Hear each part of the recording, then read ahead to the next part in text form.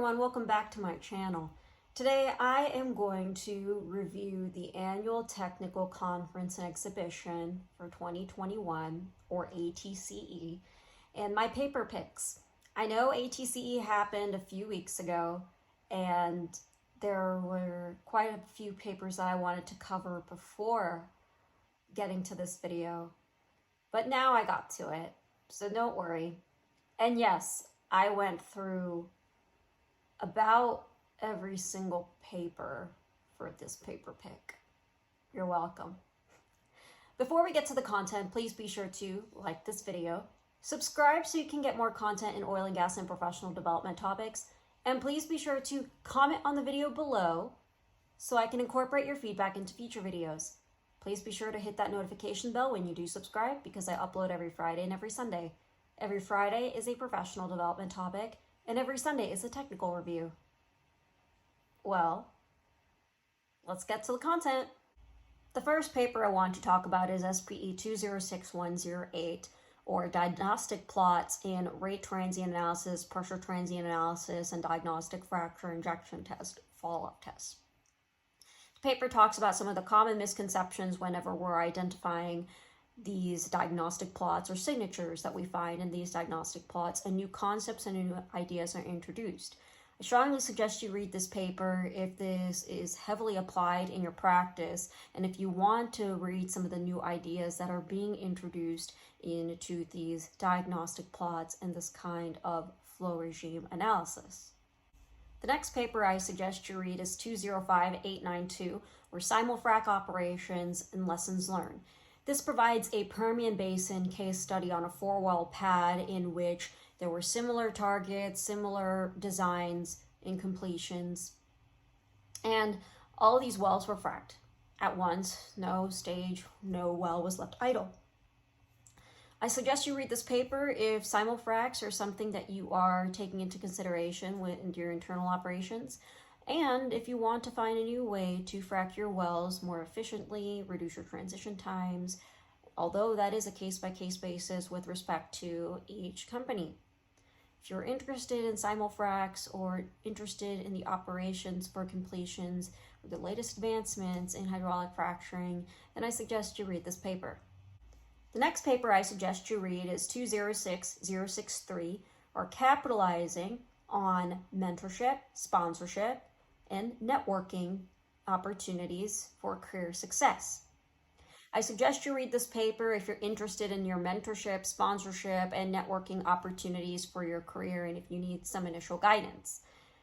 The paper talks about mentorship, or the critical listening model, sponsorship, and there's a BET model, or building networks, equal priorities, and tactics. And then the last portion of the paper talks about developing your network or optimizing your network. I suggest you read this paper when you want to develop your essential skills. We're not going to call them soft skills, we're going to call them essential skills because they are essential for your growth and career success. I know I'm mentioning a professional development paper and a Sunday technical review, but ATCE has many professional development papers that I suggest you read, and this one sums up pretty well. It's a really good comprehensive overview on how to experience career success with mentorship, sponsorship, and networking opportunities. The next paper I suggest you read is an interesting one. It's 20 years of systematic studying of drilling practices in a geothermal venture. This paper talks about an area where there was geothermal drilling for about 20 years in Hawaii, in an area in Hawaii. And they talk about the different drilling practices, NPT, operations practices, and what kind of improvements could be done in this particular venture. They also explain the significance of this initiative in that it supports renewable initiatives and energy transition. It also talks about how geothermal energy has supported California's electricity generation, contributes about 6% of it. I suggest you read this paper because you can look at the different applications of petroleum engineering, such as in geothermal, which has been in many technical papers for quite some time, and you can learn about the importance of geology and the importance of that are very similar to what we typically see in petroleum engineering. Read this paper if you want to expand your horizons in different applications in petroleum engineering. The next paper I'm going to talk about is 205922, or the impact of kerogen structure on shale permeability by combining geomechanical effects and molecular diffusion. The paper goes through thorough investigations on kerogen structures and talks about creating a distribution of porosity, bulk modulus, Poisson's ratio, Young's modulus, different geomechanical properties, different geological properties, and they discuss how pore size distribution affects your effective stress and your diffusive permeability when it comes to natural gas in these kerogen structures. I suggest you read this paper if unconventional reservoirs is your area of expertise or your area of study with respect to your organization or your research or anything. And if you're interested in learning about the different types of kerogen structures and its influence on shale permeability, not just on hydrocarbon generation.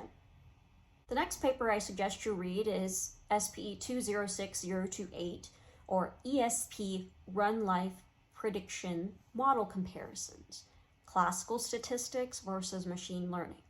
This paper covers 4 different machine learning models and a linear proportion hazards model in predicting ESP run life.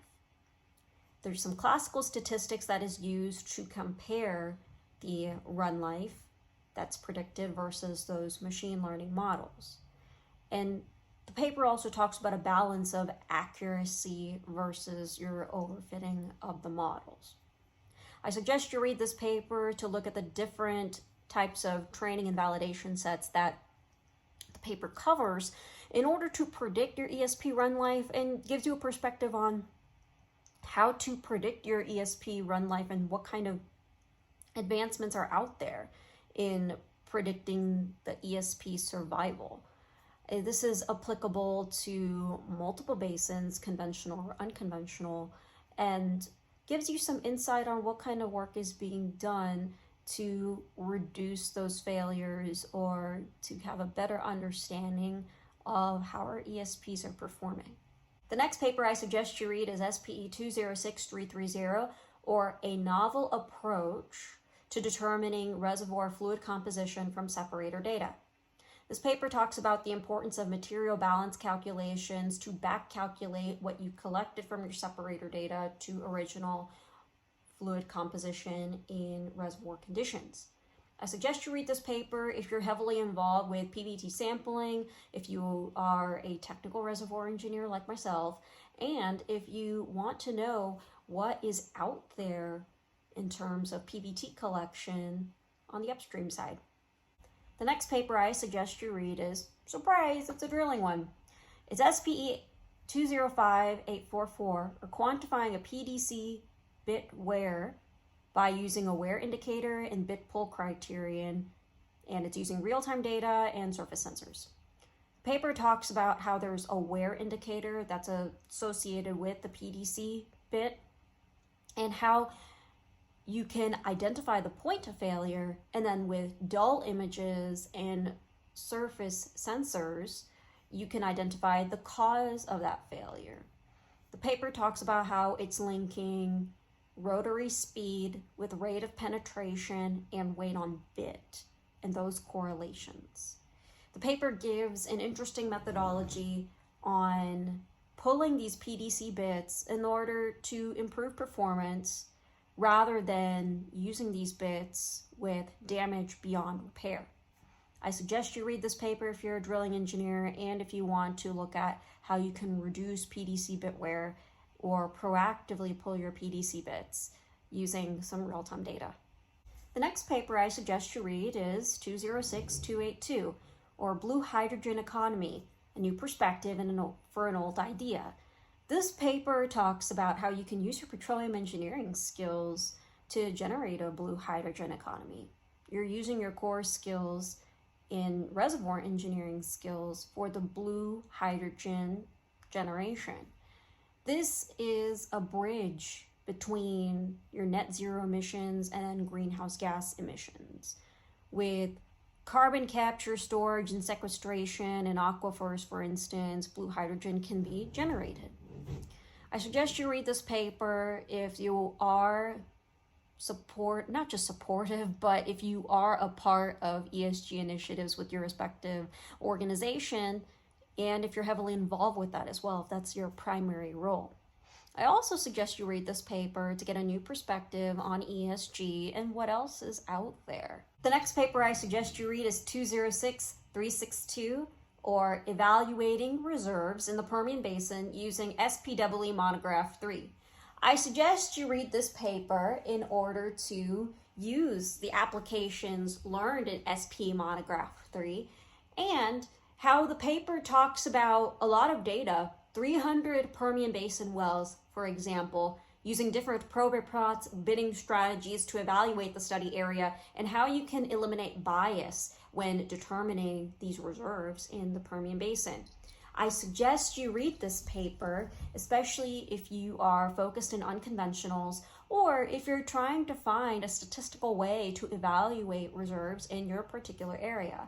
I think this type of evaluation can be applicable to multiple basins, not just in the Permian Basin, and even in conventional reservoirs.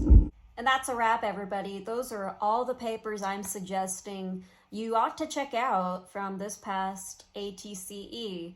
There are hundreds of papers published at ATCE, and there's only so many that I can cover, but these are a few that I suggest you check out if they are in your area of expertise, area of interest, you want to see something new, you name it.